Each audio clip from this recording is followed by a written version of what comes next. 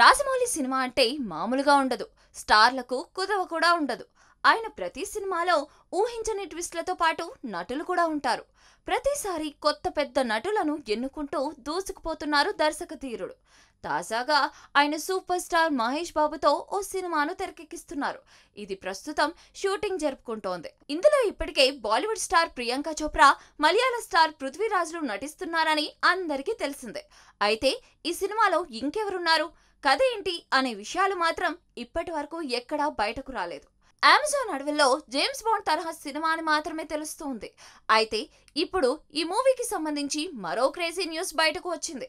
ఇందులో తమిళ స్టార్ చియాన్ విక్రమ్ కీలక పాత్రలో కనిపిస్తారని చెబుతున్నారు. త్వరలోనే ఆయన షూటింగ్ లో పాల్గొంటారని సమాచారం. అయితే దీనికి సంబంధించి ఎక్కడా అధికారికంగా చెప్పలేదు.